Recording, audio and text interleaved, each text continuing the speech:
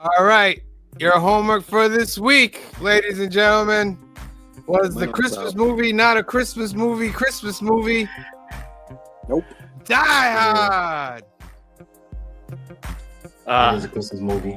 New York City police officer tries to save his estranged wife and several others taken hostage by terrorists during a Christmas party at the Nakatomi Plaza in Los Angeles. Yes. Such a good movie. Such action-packed. Came out in 1988. I think I was around 9 years old when this came out. Bruce Willis is one of the not talked about action heroes of back in the day. And I wish more people would talk about him more because he was an action star. Yeah, but what else did he do other than this?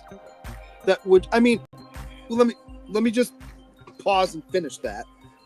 This element, there's a couple, but this is what he's known for. Oh yeah, this is like so like. This is what he's known for. Yeah, but he's an action star as well. Like, do you consider Wesley Snipes an action star? No. Really? I do. I think. Let me say it this way. When you say action star, I think of that's all they're known for doing. I can think of a lot of things that I've seen Wesley Snipes in that I think he's great in. I think he's a great actor. I just don't take this the wrong way. Pigeonhole him into just being an action star. That's the way I'm saying. He's great in Blade. He's great in a bunch of other ones. I just don't think of him as only an action movie guy. Okay. Let's talk about this movie a little bit. Much like Jason Statham is now, but out of nowhere because the stuff he did before he started doing action movies were not action movies, and that's all he does now. So this movie starts off with Bruce Willis's character coming to Los Angeles to see his wife. They're not divorced, but they're separated, right? Yes. Did they mention separated? No, but no. You get the kind of the idea real quick. It's one of those things. Yeah, it's one of those things that like they tell you without even really telling you. You could just pick up on it. Yeah. So he comes there, and then the terrorists, they don't call themselves terrorists or whatever, but the terrorists take over the tower, and he's in the middle of like not having his shoes on. Like, I don't know why he couldn't throw his shoes on real quick. Thank you. Thank you. Because they came in there, he had them off for like the bath where they were like he was in the bathroom like doing the thing where like the guy on the plane told him like if you ain't flying, make fists with your toes. No, so he does that, and then like his wife literally gets kidnapped afterwards, and he's like, but then they leave the room. Nothing makes him leave the room. He leaves the room, right? Correct. So he could have put his shoes on before he left that room. Let's just say he doesn't put his shoes on right then. He kills about 5 or 6 dudes. You can't take one of their pairs of shoes. He tried one of them. Yeah, he tried one of them. And it was too small, he said. Oh, fact. But he kills more than one person. Fun fact about that. Most of those scenes when he's barefoot, that was fake feet. Yeah, it was like a rubber foot with right? He had like a rubber sole at the bottom of them. That's funny. Yeah. That's neat. Cause that's crazy. To run over glass. You're not continuing after that. Where he has to pull the glass out of his foot, like, oh man. Yeah. But that's when the adrenaline kicked in. Yeah. I mean, I kicked in then. Like, he gets super dirty, super fast in this too. Yeah, he does. Okay, can we? I like how he got the attention. I mean, what? It's not die easy, okay? No, it's not die easy with a piece of glass in your toe. Really white and pretty early, it's brown. Yeah. Okay, so he shows up to the building. Well, first of all, what does the Nakatomi company do? We did not know. Wait. No. They did say what they did. They don't. Oh, no, they said it. It was something in technology. Oh, they might have. Yeah, they might have. Yeah, I actually, mentioned it like quick. There was Yeah. something in technology that they had. Real think it estate was- development and high-profile investments. Oh, That's there it? we go. So it's nothing in could've sworn it. technology. Nothing, huh? I could have swore I thought you said Okay. Well, no, because the technology would be the high-profile investments. But to Green Shirt Guy's defense, it is extremely vague when it's brought up, and it's not even brought up in direct conversation with the audience. No. Correct. And it's fine. Like it's not even that big a deal. But I kept thinking, like, what is it these people do? Okay. So John McClane shows up at the building, right?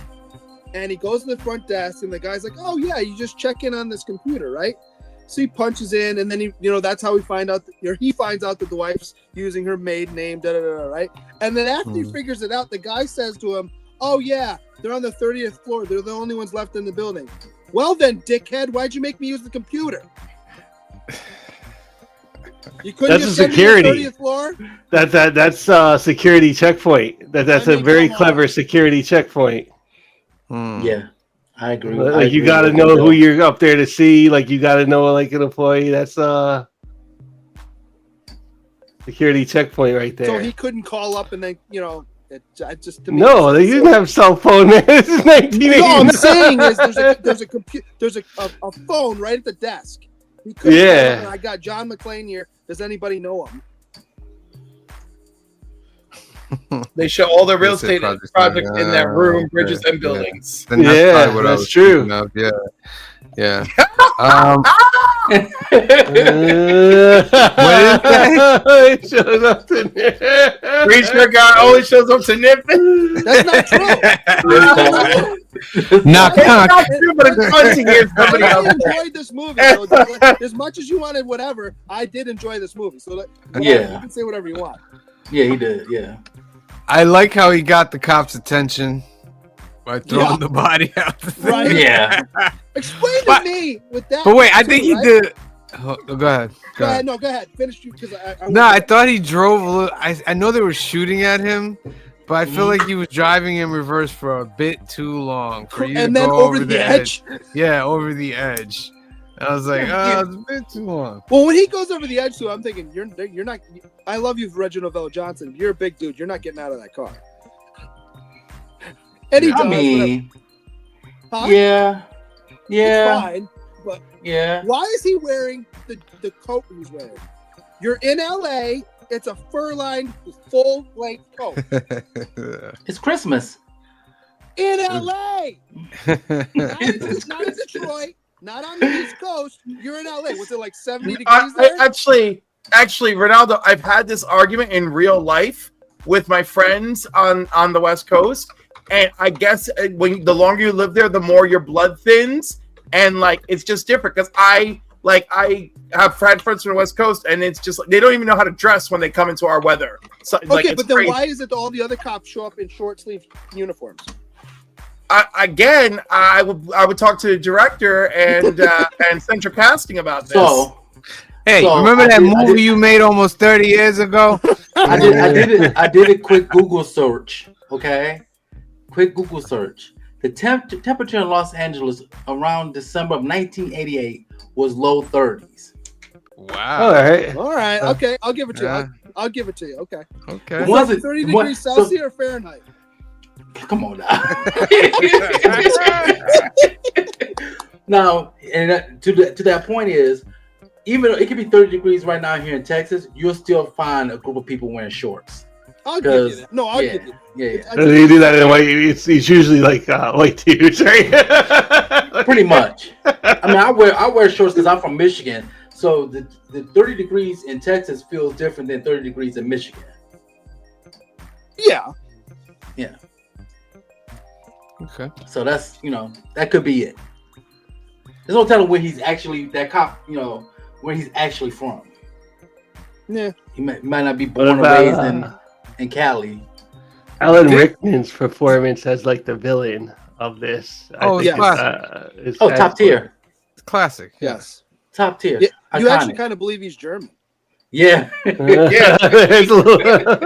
I mean, that's part of what sells this movie. You have a class act actor being the villain. That's really great. Yeah, this guy was annoying. The whole movie. He was annoying to me because he didn't know anything was going on the whole time. Like until the very end where he stops and punches the guy out. Like, he's got the music going the whole time. He got the music, and then but when he heard over the radio, he's kind of trapped down there because they have it shut down. Right. So he's like pretty much trapped down there until he sees like the other car moving. He's like, "Yo, what the hell's going on?" Like exactly. He crashed his limo off at the end. Like he sacrificed a very expensive limo. Not even his limo. Yeah. Yeah. He gets in the car and he got to Run DMC playing for Bruce Willis. Yes. The Christmas song, of course. Absolutely. This is such an 80s But I don't understand. Though. Okay, wait. It is. He would have to have no knowledge of like hip hop because he's coming from New York. Yeah.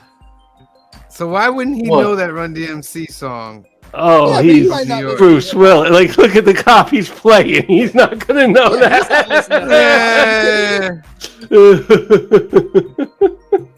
Look at the cop he's playing. He is definitely not gonna know. Like, I'm worried if I admit I've never seen Die Hard, you guys might change the hashtag. How about this guy right here? Is the first guy he kills the one that you got the screen paused on? Oh yeah. What's that guy wearing? A sweater? A gray sweatsuit? No, a sweatshirt and sweatpants. Sweatpants. Yeah. I'm like, all right. Cold. Everyone else is dressed kind of nice. He's wearing sweatpants. He want to stand out. It's fun. It just made me laugh. It's part of the plot. It's kind of hard to write on a suit. Yeah. I also he's the one that breaks the neck, right? He goes down the stairs with this guy. Yeah. How easily his neck got broken on that. I was like, wait a minute, his neck just didn't get broken on that little small tumble, did it? Yes, it did. Well, he was trying to do the rear naked choke. He was trying to pull off the rear naked choke when he did that. So you could break your neck pretty easily going downstairs. And I will say this: any fall of 6 feet or more is potentially fatal. Yes. Mm-hmm. How about that scene that they all get off the back of that box truck? I'm fine with that. They're all hiding in the box. This is a heist movie, whatever. But then you put your guns together after you get out of the truck.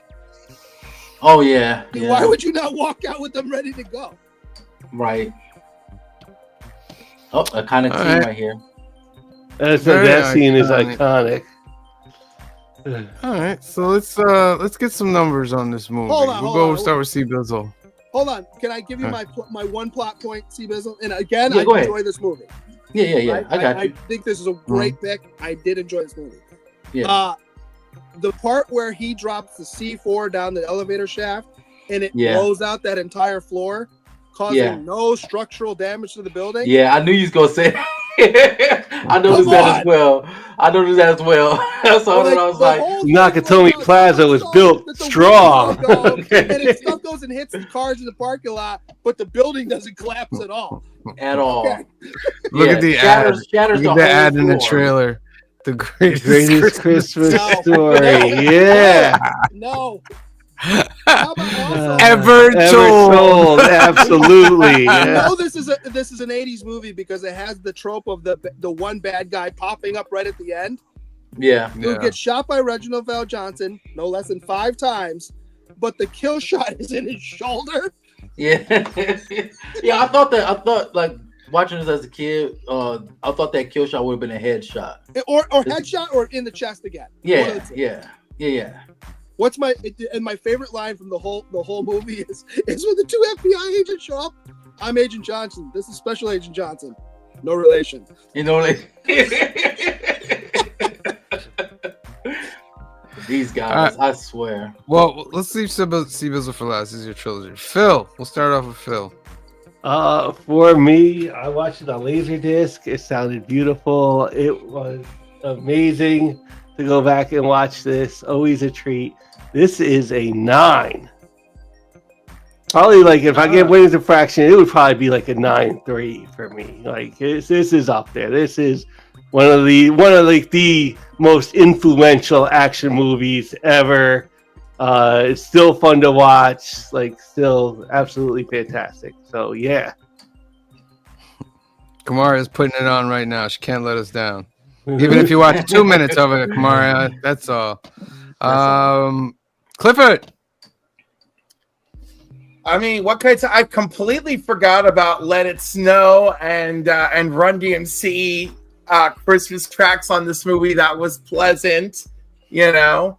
I recently rewatched Home Alone and a bunch of other movies, and like it's got Home Alone and It's a Wonderful Life vibes.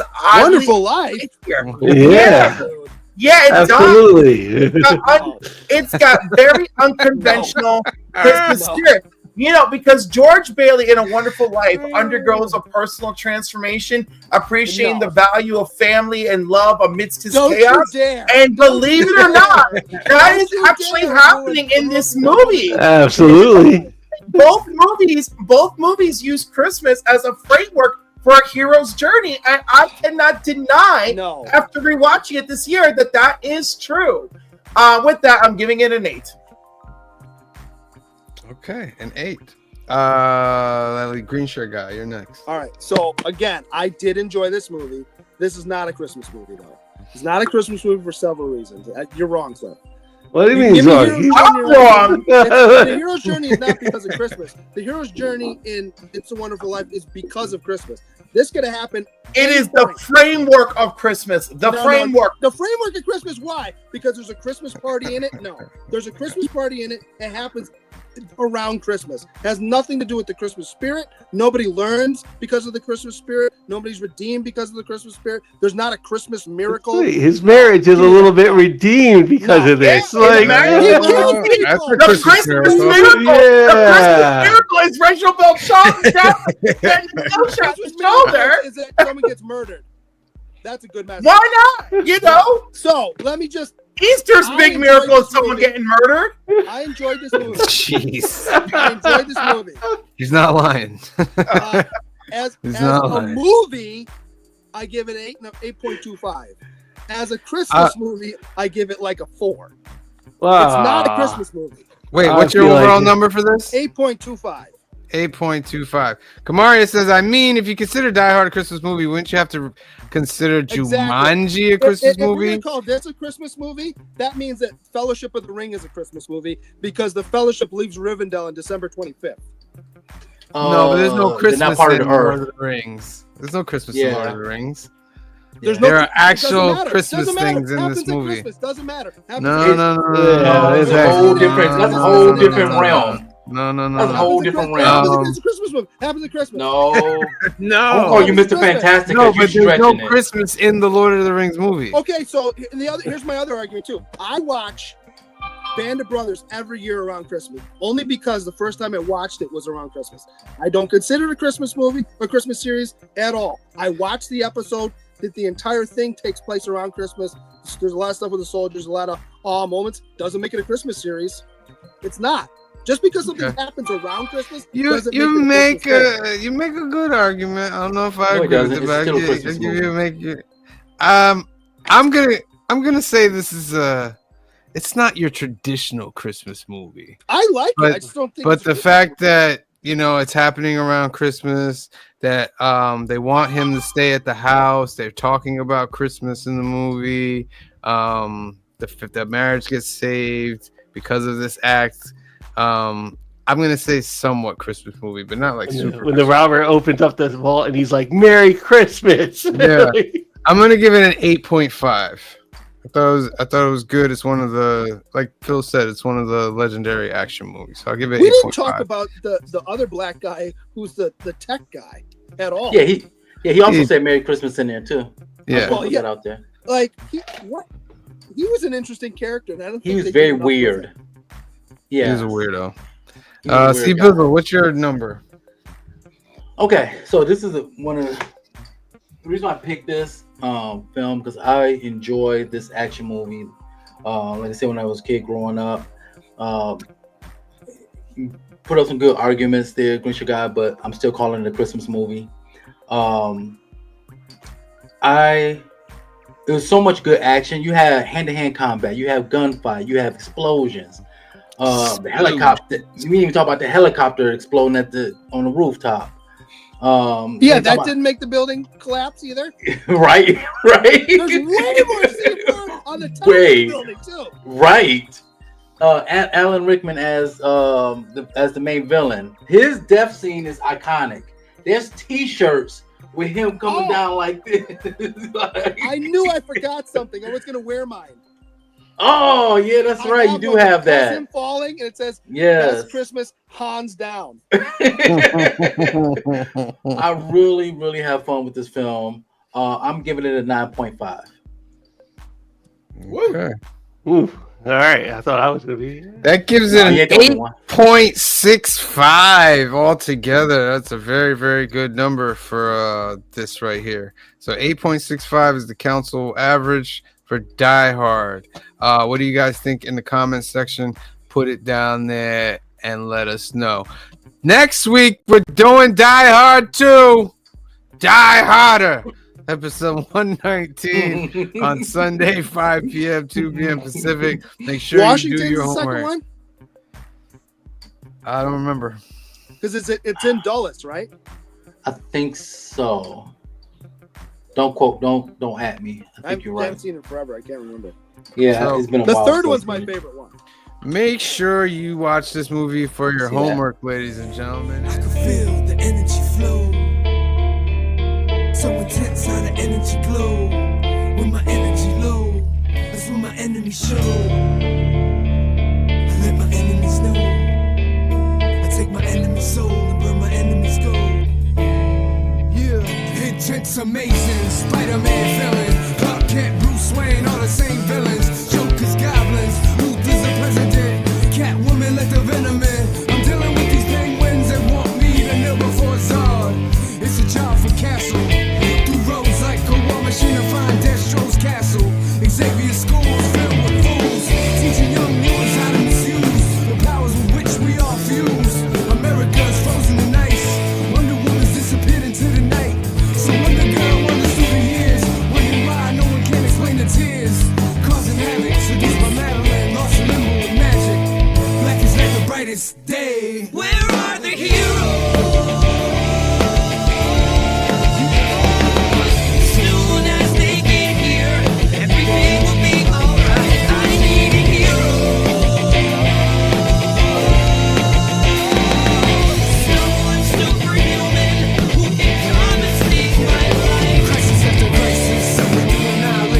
Resurrection of the righteous. Stole a signal from Soundwave as I fought off Ravage. My optimist was lying on the ground.